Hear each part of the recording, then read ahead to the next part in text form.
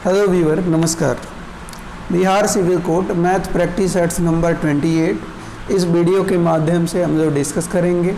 इससे पहले video start करूं, मैं बताना चाहूँगा कि फ्रेंड, मार्केट में बिहार सिविल कोर्ट के लिए प्लेटफॉर्म का वॉल्यूम 1 और वॉल्यूम 2 नाम से 2 प्रैक्टिस सेट्स की बुक लॉन्च हुई थी, जिसमें 22 प्रैक्टिस सेट्स गिवन थे। तो उसका भी मैंने प्लेलिस्ट बनाकर और उनके 22 प्रैक्टिस सेट्स इस चैनल पे ऑलरेडी अपलोड कर दिया है। साथ ही साथ मैथ के प्रैक्टिस सेट्स नंबर 1 से लेकर और 27 तक इस चैनल पे पहले ही अपलोड किया जा चुका है।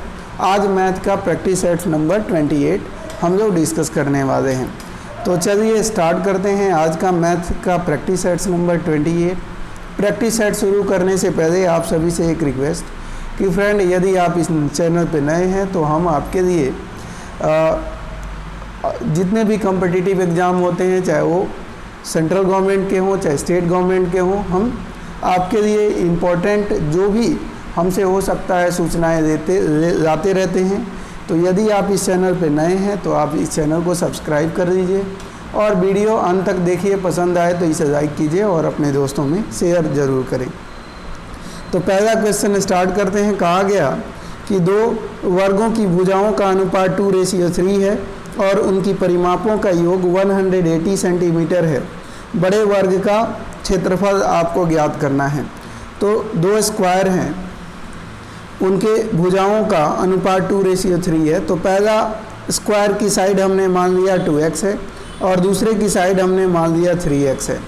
तो आप जानते हैं कि परिमाप की बात करें तो परिमाप होता है 4 इंटू साइड। तो 4 इंटू 2x यहाँ पर हो जाएगा और प्लस 4 इंटू 3x यहाँ पर हो जाएगी। इन दोनों का परिमाप को जोड़ेंगे तो 8x और 12x 20x हो जाएगी।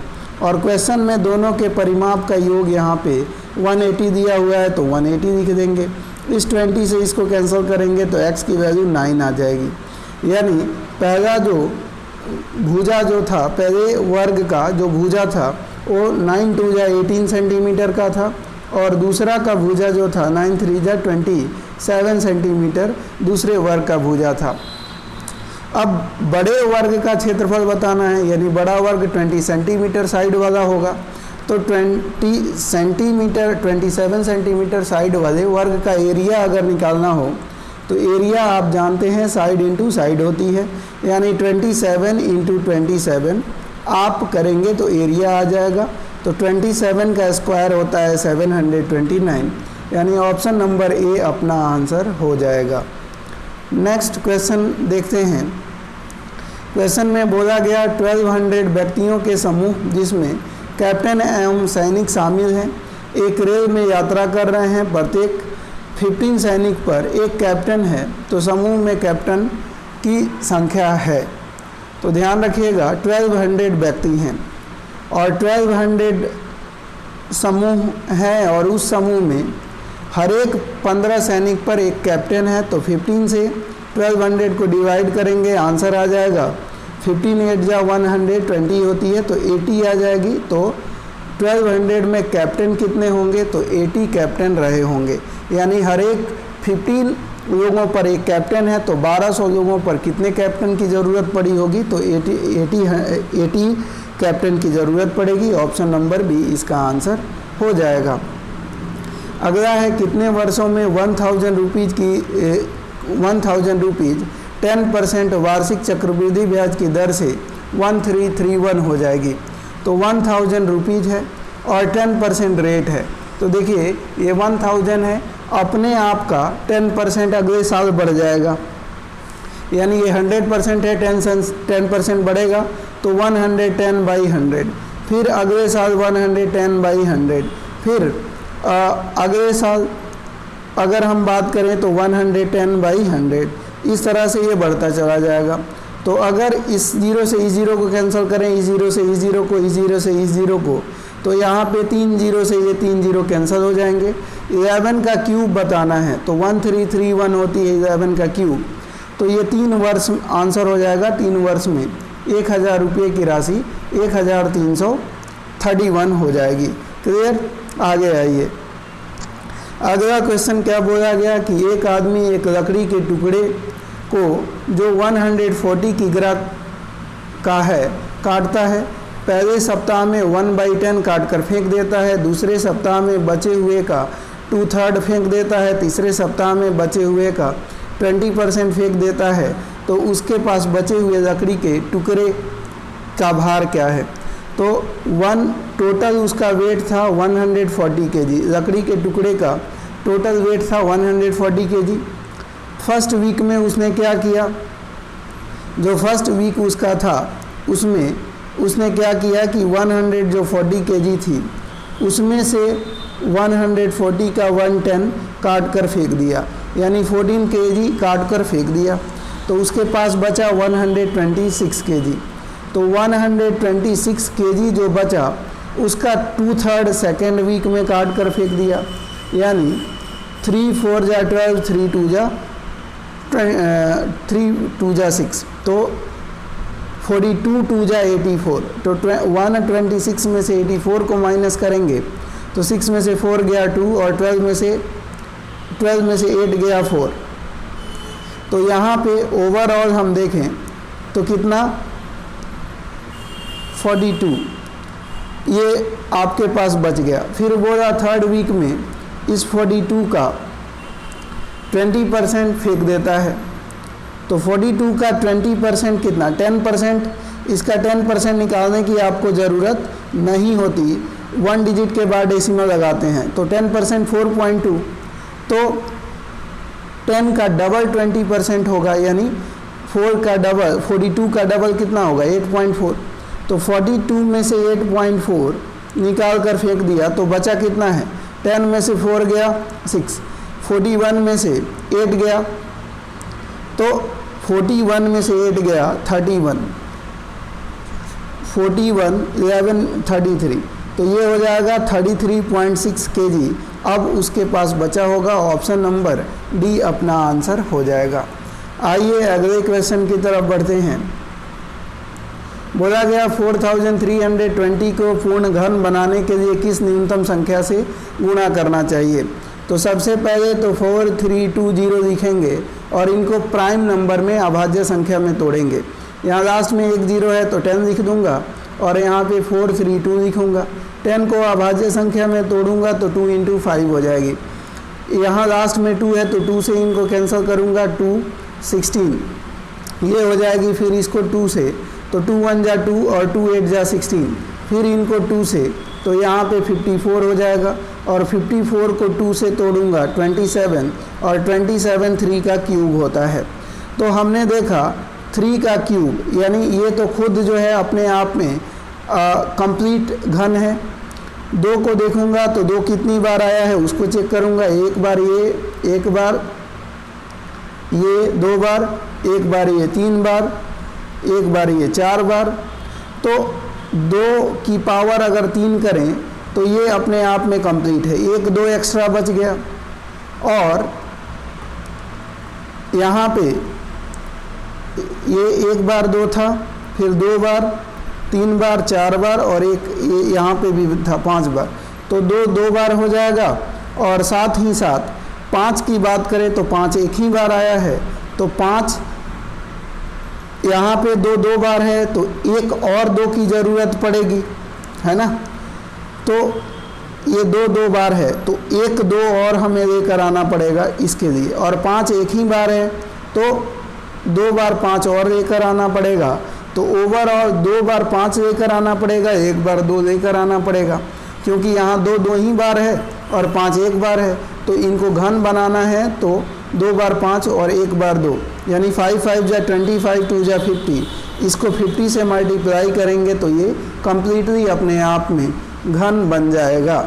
अगला क्वेश्चन है दोस्तों, क्या बोला गया है, इनमें से कौन सा भिन्न का समूह आरोही क्रम में है? तो सबसे पहले तो 11 8 और 7 का एलसीएम निकालेंगे। तो 11 सतह कितना होता है 77 और 8, तो 8 सतह 56 और 8 सतह 56 और 5 कितना होता है 61, 616 इनका एलसीएम आ गया। तो 616 लिख देंगे। फिर 11 के टेबल में देखेंगे, 11 के टेबल में ये कितनी बार आती है। तो 11 5 जा कितना होता है 55 होती है, इसमें 6 11 6 जा 66, यानी 56 इंटू 9 करेंगे तो 56 से 9 करेंगे तो 9 6 जा 54 और 9 6 जा 54 और 9 5 जा 45 और 9 5 जा 45 और 504 ये हो जाएगा पहला वाला। फिर दूसरे वाले को 8 से करेंगे तो 8 7 जा 56, 8 7 जा 77 हो गई। तो 77 इंटू 7 कितना होता है 7 7 जा 49, 7 7 जा 49 और 4 53 539 आ जाएगी 539। फिर 7 से अगर हम डिवाइड करें 616 को तो 7 8 जा 56, 7 8 जा 88 इंटू 5 कर देंगे तो 5 8 जा 40 और 5 8 जा 40 और 4 44 यानी 440। तो आरोही क्रम का मतलब छोटा से बड़ा, तो सबसे छोटा लास्ट वाला है यानी पहले 5/7 हो जाएगी। तो 5/7 ना तो इसमें है ना इसमें है तो ये नहीं होगा, सी और इनमें से कोई होगा। तो फिर आपका 9/11 हो जाएगा, 9/11 लिख देंगे, फिर 7/8 हो जाएगी। तो ऑप्शन नंबर सी ही आपका आंसर हो जाएगा। क्लियर हो गई। अगले क्वेश्चन की तरफ चलिए, अगला क्वेश्चन देख लेते हैं। कहा गया कि 55 लीटर के एक मिश्रण में दूध और जल का अनुपात 7:4 है। अनुपात को 7:6 करने के लिए मिलाए जाने वाले जल की मात्रा क्या होगी। तो टोटल अगर हम बात करें तो 55 लीटर मिल्क और वाटर का रेशियो है। तो मिल्क और वाटर की बात करें, ये मिल्क हो गया, ये वाटर हो गया। तो 7/4 कितना होता है, टोटल 11 यूनिट है और वो 55 को रिप्रेजेंट कर रहा है। तो 1 यूनिट कितने को रिप्रेजेंट करेगा, 5 को। तो ये 7 है तो 7 5 जा 35 और यहाँ पे 4 5 जा 20। तो मिल्क था 35 लीटर और वाटर है 20 लीटर। अब कहा गया कि पानी की मात्रा को x लीटर मिलाया जाएगा तो ये 6:7 हो जाएंगे। तो ये रेशियो में है तो इनको क्रॉस मल्टीप्लाई कर दीजिए। तो क्रॉस मल्टीप्लाई करेंगे तो ये कितना आ जाएगा, यहाँ से कर देते हैं, मतलब मैं कह रहा हूँ 35 अपॉन रेशियो, ये भी रेशियो में है तो 35/20 प्लस x इक्वल टू ये 7/6। तो सामने सामने ये कट जाएगा 5 जा, क्रॉस मल्टीप्लाई तो 6 5 जा 30 और ये 20 प्लस x है। तो 20 में लीटर मिल्क में क्या ऐड करें कि 30 लीटर हो जाए, तो 10 लीटर। तो 10 लीटर अगर डाल देंगे जल को तो वो 7:6 में इनका मिल्क और वाटर का रेशियो हो जाएगा। नेक्स्ट क्वेश्चन देखिए, बोला गया कि मंडे ट्यूसडे वेडनेसडे का एवरेज है 30 डिग्री सेल्सियस। तो मंडे ट्यूसडे और वेडनेसडे का एवरेज कितना है, 30 डिग्री सेल्सियस है। ठीक है। फिर बोला गया कि ट्यूसडे वेडनेसडे और थर्सडे का एवरेज है, यानी ट्यूसडे वेडनेसडे और थर्सडे का एवरेज इन्होंने बोला है कितना है, 33 डिग्री सेल्सियस। कहा गया कि मंडे का जो टेम्परेचर था वो 32 डिग्री सेल्सियस था। यहाँ देखिए मंडे ट्यूसडे और वेडनेसडे, यहाँ मंडे जा रहा है, ट्यूसडे और वेडनेसडे तो एज इट इज है, मंडे चला गया और उसके स्थान पर थर्सडे आ गया। तो मंडे कह रहा है कि 32 लेकर गया, तो थर्सडे अगर 32 डिग्री सेल्सियस लेकर आएगा तो इनका एवरेज पे कोई फ़र्क नहीं पड़ता, इनका एवरेज 30 डिग्री सेल्सियस ही रहता। यानी मंडे जितना लेकर जाता उतना ही लेकर थर्सडे आता, तो एवरेज पे कोई फ़र्क नहीं पड़ता। लेकिन तो इसका मतलब अगर ये 32 डिग्री सेल्सियस लेकर आया तो उससे 30 डिग्री सेल्सियस इनकी तीनों की एवरेज बनी रही। लेकिन वो आया तो तीनों का 3 बढ़ा दिया, यानी तीनों 30 से 33 बढ़ाने के लिए 3 के लिए 9 और लेकर आया होगा, यानी 32 डिग्री सेल्सियस तो लेकर आया ही आया, 9 डिग्री सेल्सियस और लेकर आया होगा, तभी इनका एवरेज जो होगा वो 30 से 33 हुआ होगा। तो थर्सडे कितना लेकर आया है? 41 डिग्री सेल्सियस। क्लियर हो गई? आगे आइए, नेक्स्ट क्वेश्चन की बात है। एक नल ए एक टंकी को 8 घंटे में भर सकता है, दूसरा नल बी उसे मात्र 6 आवर में भर सकता है। यदि दोनों नल ए और बी साथ खोल दिए जाएं, परंतु 2 घंटे बाद नल ए को बंद कर दिया जाए, तब दूसरा नल बी कितने घंटों में टंकी को भरेगा? नल ए, टैप ए जो है 8 आवर में एक टंकी को भरता है। वहीं टैप बी की बात करें तो 6 आवर में एक टंकी को भरता है। तो दोनों टैप को एक साथ खोल दिया जाए तो 8 और 6 का टारगेट कितना होता है? 24। तो 24 लीटर मान लीजिए वाटर भरना है। तो 8 आवर में ए 24 लीटर भरता है तो 1 आवर में 3 लीटर भरेगा। बी 6 आवर में 24 लीटर भरता है तो 1 आवर में 4 लीटर भरेगा। अब कहा गया कि दोनों को खोल दिया गया तो 1 घंटे का दोनों का काम 7 लीटर होगा। 2 घंटे ये साथ खोले जाते हैं तो ये 14 लीटर भर चुके होंगे, 10 लीटर बचा होगा। अब ए को बंद कर दिया गया तो बी जो है 1 घंटे में 4 लीटर भरेगा। तो 4 2 जा 8 और 2 यानी 1/2, तो 2.5 घंटे में 10 लीटर भर देगा। तो वहीं बोला गया था कि बी जो है कितने घंटों में टंकी भर देगा? तो 2.5 घंटों में भर देगा।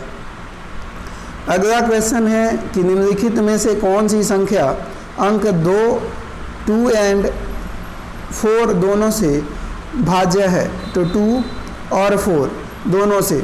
तो देखिए लास्ट में किसी भी नंबर के लास्ट में 0 2 4 6 और 8 इनमें से 5 में से कोई भी एक हो तो वो 2 से डिविजिबल है। और 4 से डिविजिबिलिटी का रूल होता है कि यूनिट डिजिट और 10 से डिजिट को अगर 4 से डिवाइड करें, वो एग्जैक्टली अगर 4 से डिविजिबल हो जा रहा है तो पूरी संख्या 4 से डिविजिबल होगी। तो इनको देखिए लास्ट में 6 है तो 2 से डिविजिबल है, और ये 70 और 6 को 4 से डिवाइड करें तो 4 1 जा 4, 3 बचा, 4 9 जा 36, यानी ये 4 से भी डिविजिबल है और 2 से भी डिविजिबल है। तो यही आपका आंसर हो जाएगा। आगे आइए, बोला गया कि एक बल्लेबाज अपनी 17वीं पारी में 87 रन बनाता है, जिससे उसका बल्लेबाजी औसत 3 रनों से बढ़ जाता है। 17th पारी के पश्चात उसका औसत रन बताइए। तो पहले तो 16 पारियाँ खेला होगा, 16 पारी में पारी का मान लीजिए कि एवरेज उसका x था। अब 17वीं पारी खेलता है और एवरेज 3 से बढ़ जाता है, x से 3 बढ़ गया, और इसमें बनाया है उसने कितने? 87 रन। अब ज़रा गौर से सोचिए कि x रन तो 17 पारी में बनाता तो कोई एवरेज में फ़र्क नहीं पड़ता, तो x रन तो बनाया ही बनाया होगा, प्लस ये टोटल पारी 17 है, सबका 3-3 से एवरेज बढ़ाना है तो 53 एक्स्ट्रा बनाया होगा। तो x प्लस 53 यानी 51 रन उसने 17th पारी में बनाए होंगे। अब इस 51 को इधर भेजेंगे तो 7 में से 1 गया 6 और 8 में से 5 गया 3, यानी 36 16th पारी का उसका एवरेज 36 रहा होगा। 3 और एक्स्ट्रा एवरेज बढ़ गया, यानी 17th पारी के बाद अब उसका एवरेज कितना हो गया? 39, यानी ऑप्शन नंबर कौन सा हो जाएगा? ए आपका आंसर हो जाएगा। क्लियर हो गई बात? आगे आइए, अगला क्वेश्चन है कि 20 पुस्तकों का क्रय मूल्य x पुस्तकों के विक्रय मूल्य के बराबर है। यदि लाभ 25% है तो x का मान बताइए। तो 20 का बुक का CP इक्वल टू है x बुक के SP के बराबर। तो हम क्या करेंगे, इस SP को इधर ले आएंगे और इसको इधर ले आएंगे, तो यहाँ पे आ जाएगा CP divided by SP equal to x by 20। खरीदा है x में, बेच रहा है 20 में, फ़ायदा हो रहा है। फ़ायदा तब होता है जब एसपी में से सीपी को माइनस करते हैं, तो profit percent equal to, profit percent 25% है, एसपी है 20 माइनस सीपी है x divided by CP into 100 ये करेंगे। इस 100 को इधर लाएंगे तो ये क्या हो जाएगा, 25 divided by 100 equal to 20 minus x by x, यहाँ पे 1/4 हो जाएगी। अब देखिए x उधर चला जाएगा तो x ऊपर चला गया और 4 equal to 4 into 20 80 minus 4x, इस 4 को इधर भेजिए तो माइनस में है तो x प्लस 4x हो जाएगा यानी 5x divided 5x equal to 80, इससे इसको कैंसिल कर देंगे तो x की वैल्यू आ गई 16। यहीं बोला गया था, तो क्रय मूल्य यानी कॉस्ट प्राइस जो थी वो x यानी SP जो थी वो कितनी थी, 16। ऑप्शन नंबर बी आंसर हो जाएगा। नेक्स्ट क्वेश्चन है, ए और बी एक कार्य को समाप्त करने में 4 दिन लेते हैं। ए अकेले इस काम को 12 डेज में समाप्त कर सकता है, बी अकेले कितने दिनों में इस काम को समाप्त कर पाएगा। तो देखिए कहा गया ए और बी अगर साथ मिल जाए तो काम होता है 4 डेज में कंप्लीट। कितने डेज में, 4 डेज में कंप्लीट होता है। ए अकेले इस काम को 12 डेज में करता है, कितने डेज में, 12 डेज में। तो 4 और 12 का टारगेट निकालें तो 12 हो जाएगा, यानी 4 और 12 का अगर हम कहें कि लड्डू बनाने का काम कर रहे हैं, ए और बी साथ मिलकर एक काम को 4 डेज में कर लेते हैं और ए 12 डेज में करता है, तो दोनों का टारगेट जो होगा 12 लड्डू बनाने का है। तो ए बी 12 लड्डू को 4 डेज में बनाते हैं तो 1 डेज में 3 लड्डू बनाएंगे। ए अकेले 12 डेज में 12 लड्डू बनाता है तो 1 डेज में 1 बनाएगा। तो ये 1 बनाएगा और बी 2 बनाएगा, तभी एक दिन में 3 लड्डू बन पाएंगे। तो बोला गया बी से अगर लड्डू बनवाना हो तो बी एक दिन में 2 लड्डू बनाता है, तो 12 लड्डू बनाने के लिए 2 इंटू 6 करना पड़ेगा, यानी बी अकेले ये 12 लड्डू को 6 डेज में बना पाएगा, यानी ऑप्शन नंबर सी अपना आंसर हो जाएगा। आगे आइए अगले क्वेश्चन की तरफ बढ़ेंगे। बोला गया कि 2 बालिग और 2 बच्चों के लिए एक संग्रहालय के टिकटों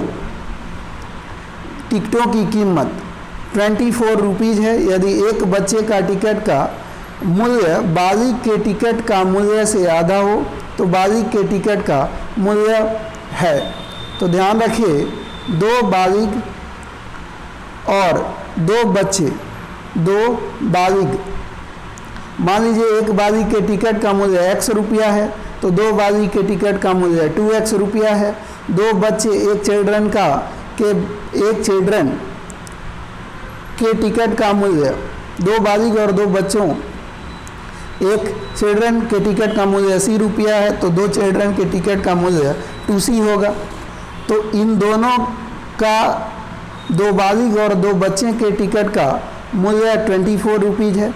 कहा गया यदि एक बच्चे का टिकट का मूल्य बालिग के टिकट के मूल्य का आधा है तो बालिग का टिकट का मूल्य कितना था, x, तो एक का आधा है तो 2 बच्चे का x होगा, यानी 2x plus x equal to 24। तो 2x और x 3x इक्वल टू 24, तो x की वैल्यू 8। तो एक बालिग के टिकट का मूल्य 8 रुपीज़ हो जाएगा, जो कि ऑप्शन नंबर ए आपका आंसर हो जाएगा। नेक्स्ट क्वेश्चन है, आरोही क्रम में इनको लिखना है। तो देखिए यहाँ पे √2 है, √2 का मतलब 2 की पावर 1/2, कॉमा लगाइए। 4 है तो 4 का मतलब होता है, 4 का मतलब यहाँ पे हो जाएगा 4 1/3, और यहाँ पे 6 है तो 6 की पावर 1/4। तो 1/2 1/3 2 3 और 4 का LCM 12 होगा, तो 12 से इनको मल्टीप्लाई कर दीजिए। और यहाँ पे देखेंगे 2 6 जा 12, तो 2 की पावर 6 आ गई, इक्वल मैं कर रहा हूँ 3 4 जा, तो 4 की पावर 4 आ गई, और 4 3 जा 6 की पावर 3 आ गई। अब इनको आरोही क्रम में छोटे से बड़े, तो 2 की पावर 6 का मतलब 2 2 जा 4, 2 जा 8, 2 जा 16, 2 जा 64, 2 जा 128, 2 2 जा 4, 2 जा 8, 2 जा 16, 2 जा 32 और 2 जा, यानी 2 की पावर जब आप 6 कर रहे होंगे तो इस तरह से 2 को 6 बार आप लिख रहे होंगे और फिर आप इनको मल्टीप्लाई करेंगे। तो 2 2 जा 4, 2 जा 8, 8 2 जा 16, 2 जा 32, 2 जा 64। तो 2 की पावर यहाँ पे ओवरऑल कितना 64 आ जाएगी। 4 की पावर 4 का मतलब 4 इंटू 4 इंटू 4 है ना, इंटू 4। तो 4 का क्यूब 64 होता है, 64 इंटू 4 256 आ जाएगी ये। तो ये 256 आ गई और 6 की पावर क्यूब 216 होता है। तो इनमें छोटा से बड़ा करना है तो सबसे पहले हम √2 को लिखेंगे, तो √2 ये हो जाएगा। फिर हम क्या करेंगे, √2 के बाद ये यानी 4 की पावर 6 हो जाएगी। तो यहाँ पे √2 और 4 की पावर सबसे आरोही क्रम में ही लिखना है, तो सबसे छोटे वाले को पहले लिखेंगे, यानी √2 या तो ये है नहीं तो ये है, इसको लिख दिया। अब 256 और 216, तो 216 वाला को पहले लिखेंगे। 216 वाला कौन सा है, 4√6 है, तो 4√6 हो जाएगा और फिर उसके बाद अपना ये हो जाएगा। तो ऑप्शन नंबर ए आपका आंसर हो जाएगा। तो दोस्तों आज के वीडियो में इतना ही, उम्मीद है वीडियो पसंद आई होगी। दोस्तों आप सभी से एक शिकायत है कि वीडियो में बहुत मेहनत करता हूं, मैं कोशिश करता हूं कि आपके लिए अच्छा कंटेंट लेकर आऊं, लेकिन आप लोग प्यार नहीं देते हैं। आप लोग जो है थोड़ा सा सपोर्ट कीजिए। अगर चैनल पे नए हैं तो चैनल को सब्सक्राइब कर दीजिए और जो भी अगर हमसे कोई त्रुटियां होती है तो आप कमेंट बॉक्स में लिखिए, या आपकी कोई समस्या है तो उसे कमेंट बॉक्स में ज़रूर लिखिए। हमारी कोशिश यही रहेगी कि हम जल्दी से जल्दी आपके सारे समस्याओं का समाधान करें और आपके लिए बेहतर से बेहतर कंटेंट लेकर आएँ। तो प्लीज़ आप सभी से रिक्वेस्ट है कि चैनल को सब्सक्राइब कर दीजिए और वीडियो पसंद आया हो तो लाइक कीजिए। मिलते हैं एक नए वीडियो में, तब तक के लिए धन्यवाद। टेक केयर, जय हिंद दोस्त।